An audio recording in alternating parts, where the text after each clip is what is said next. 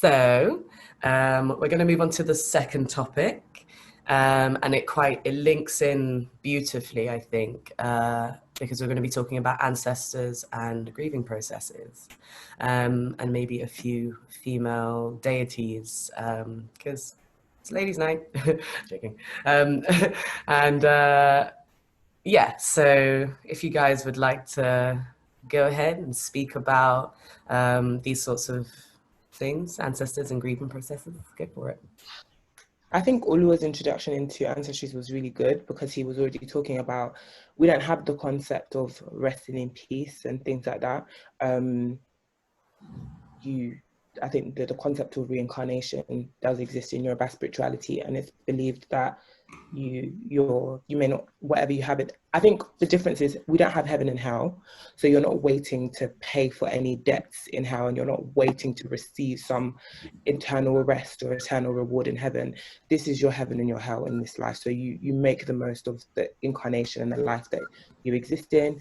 And when you die, those who are deemed, to have left something on become ancestors essentially, and we seek knowledge through those ancestors, so to speak. But I want to know what specific questions actually people have about ancestors in particular. What do people in particular want to know about ancestry? If anyone just drops in the chat or raise their hand, it would be interesting to know what questions people have in particular.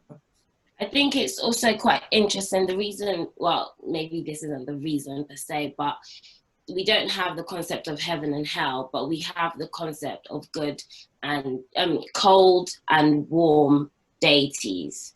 So you have some deities, some orishas that are considered warm and some that are considered cold. So some that are considered hot-tempered and some that are considered calm. And that's to show you that, so some of these deities, they may have what are seen as bad qualities. So for example, Shango is quite fiery, or Ogun is quite hot-tempered, but they are good when it comes to things like war and engineering, because they can transfer that energy. And it's to show you that things that it's about the topic of duality. Yeah. The idea that things, for example, I was using the example of electricity or water. Electricity is so powerful, it's done amazing and great things, but just because you can be blown up by an electric shock doesn't make electricity in and of itself bad. Or just because you can drown in water doesn't mean you will never use water again, or water in and of itself is bad. And I think that is one of the principal theories in Yoruba spirituality, that Tibitiwela Dale Aye, which means good and bad is what created the world. So for good to exist, bad has to exist. And so good and bad can exist. And one thing is also about the complexity of human beings, the complexity about things in life, that one thing may seem good, but it can also have negative qualities, even though that thing in and of itself can also be good. So again, it's sometimes a reminder that we don't necessarily will ever have all the answers to questions in life, because life is complex, and things are nuanced, and things are one thing of itself can have a lot of multiplicity to it. Yeah. So somebody asked a question: how do people connect to ancestors, and is there a particular reason people connect to them, for example, for guidance? Olu, do you want to answer that? Yes. Well, in science, we know about what we call the DNA. Science has given us that benefit, and the energy that existed in Mumila or any of our Mole or Sha, that energy exists till now. We are always part of whatever existed then. Now, as we were talking about the Orisha, as Tùmí explained to us, the Orisha, quite a number of them left something that is legendary, a legacy that is quite legendary. And as we plod through life, we need the precedents that they have set guide us as we exist. Hence, our connecting with ancestry. We cannot. As we move through life, we say everything that is happening now has happened before. In legal theory, we talk about legal precedents, that we use the decisions of cases, previous cases, to decide cases of today. Hence, in our journey through life, the legacies, the precedents that was set by our forebears are also necessary for us to live and guide ourselves through our incarnation. That's what makes it necessary to connect with ancestry. Now, in Yoruba, when we are connecting to ancestry or to Orisha, we say we mention it as if we are worshiping them. Of course, we are worshiping them in the sense that we are celebrating them. But a lot of the things we do in terms of the so-called worship is to generate and align with their energies so that they can assist us along the path. If people can go through divination, for instance, and say, oh, things are not working fine in my life, I'm not making a headway. Then through divination, they say, oh, you have neglected your ancestry. There's a particular Orisha or particular deity that is connected to your ancestry, to your family. If you disconnect from them, then those the equilibrium that you require, you're out of it. It's actually scientific if you really look at it. It's not one of those superstitious, esoteric things. It's actually, these things are scientific if you look at them. There was a study that was done sometime a few years ago. They called the Human Genome Project. And then they looked at about 400 and something thousand DNAs, and they found out that the oldest one was from the area of Yoruba land, really, Africa. So again, why are they connecting to these old DNAs, these DNAs that are old? Why are they relevant today? Because they have and they impinge on our everyday life, right? So that is why we cannot disconnect from our source. In Yoruba, we say the river that forgets its source is bound to dry. And if we continue to reject our source, we are bound to dry. And part of the problems of us as Africans today is that most of us are disconnected from that source. Okay. And what's the difference between an Orisha and ancestors? So Orishas are ancestors, but not all ancestors are Orishas. Orishas, as you said before, they're deified personalities. So an ancestor had the potential to become an Orisha when they're alive. An Orisha is a personality that has done something legendary that one can learn from, and one can use their personality traits to do better in life, essentially. And just remember this, like, one thing that people talk about is, I mean, one of our sessions, somebody was talking about the fact that I think it was like plantain, and the fact that it was actually not inherent, I think, to like Africa, but our ancestors eventually learned how to harvest that and grow that and then cook that. And so these are things even in our everyday life that we use. So when your mother's mothers and your father's fathers and all these things, these are your ancestry directly through your lineage, who we believe like wish you well and want to see you do well and stuff like that. So your ancestors are literally like direct lineage. You may not have direct lineage to a specific Orisha. Interesting. The aspect of, the scientific aspect of it all as well. I feel like spirituality has long been distanced away from being considered anything that could be hard proven, but actually it is really just about connecting to what was already within, to what you've to what you've become through your DNA, through the beginning of time, through the first person on earth. You carry that information. So absolutely, you can tap into that. And we will be exploring that kind of tapping into those kinds of ideas and energies that are stored in us, ultimately. It looks like we got another question. Are there such things as ancestral orishas, as in orisha that a family have an affinity for? Yeah, so traditionally, actually, some people's surname would be prefixed with their orisha.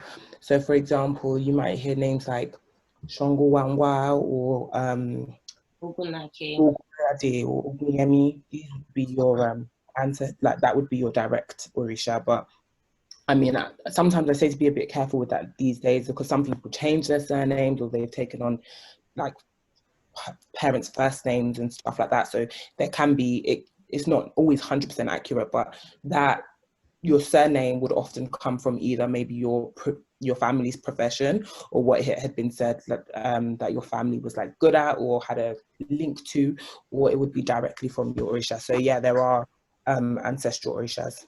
Yeah.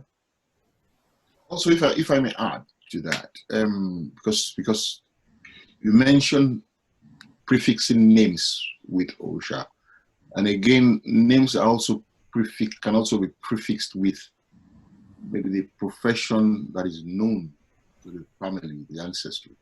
For instance, if people are hunters, they have their ancestry were hunting ancestors, then you have the name, the prefix Ode, Yemi, Dekuli, and all that kind of thing. If their ancestors were people who drummers, Ayon, their ancestors were things like the police of the past, Opa, things like that. Now, what needs to be understood here is that every vocation had a spiritual practice connected to it. Every profession. Now, so if people are in a profession, that profession, they will have certain performances that are spiritual to aid them in the progress of their profession. We can find the relics of such thing in the Western world when we look at things like Freemasons. The Freemasons are the free stone masons, the people who built the cities, and they had a little bit of spiritual practice attached to it. The Freemason legacy of the Freemason today is actually the how do I call it? It's the bedrock of their maybe the spirituality that they even used to govern, that they used to administer even societies today. The people who are prominent in the Western societies who run the affairs of state, they're predominantly members of the Freemason society. So that is how our societies were organized. Because drummers, when you see the talking drum, if you go to invocations in our societies, the drums are the bedrock of invocations. So the people, the drummers are not just ordinary people, they have their spirituality as well, right? For instance, something like honor, leather. Now, when we want to create a lot of the materials used for spiritual amulets, charms, and all that, it is the people who are leather, who are into leather, making leather. They call them honor, and so you have people's names honor soya. So you know that those were their practices. Everything that we did had a spiritual connotation. Yeah, and I think that ties into what I was just saying before about like spirituality wasn't like a separate thing. It wasn't like just I go to this place on Sunday, I worship, and then it's over and it's done. It's really embedded in every part of our culture. And that's why when we talk about needing to like re-explore and understand these things, it's because even and this is one thing, even tying in with things like SARS, the way we would police, the way we would judge, the way we would create laws and stuff would be tied in with spirituality and stuff. So it's really a huge disservice to cut people off from their spiritual ties in a society or a nation state like the Yorubas and many others, where it informs so much of our everyday lives. Interesting. Could I also ask if you guys knew about sort of grieving processes? If there's anything specific in the way in that Yoruba people go through that process? One thing I'll say is, if you've ever been to a Yoruba funeral, especially an older person, we don't wear black. We don't be, is a party. It's like, when you die, if you've lived well, if you had children, if you've done your own thing, like, you celebrate life. Even if someone, even if they were young, if they had children, or if they had a profession that they wanted to, you celebrate, bro. And if you know Yoruba people, we like to party. So any excuse for a party, we're gonna use it. It's not actually, grieving isn't actually really encouraged in Yoruba tradition. Obviously, that's not to say that people don't grieve, but what you are encouraged to do is, like we said, you pray that whoever's spirit has gone on, that wherever it ends up in a good place. You pray that they can continue to guide you. You pray that you can continue to tap into them. But I think also the concept that we have, that the inner personality, your uri, will still exist even when your physical body dies, means that the memories that you have of the person and the spirit of that person, you can still connect with them even though their physical body is gone. The only time it's a little bit different is, obviously, I think in every tradition, I was actually reading something the other day, and it was saying that orphans, there's a name for if you lose your parents, there's a name for if you lose your husband, like widows, but there's no name for parents who lose their kids. And I think it's because that's a universally awful thing to happen. In traditional Yoruba practice, actually, parents shouldn't know where their child was buried. So parents don't go to the burial site of their child. And those kind of grieving processes are a little bit different to how you would bury like adults and grown people, but it's still believed. The process around grieving, I think, is more about prayer, about people being around to support you. There are some practices where people may mourn and do all that kind of stuff, but I don't think there's like actual specific like grieving, like you have to do this on day 1 and this on day 2 and blah blah blah. There's not really any that I'm familiar with. Although the other thing to know is that some people may form their own cultural practices within their families or within certain communities that they live in, but amongst the generic Yoruba practices about grieving in that way, What I want to add is that again, not just Yoruba, but the communities in Africa, African communities tend to be very, very supportive. They are brothers keepers.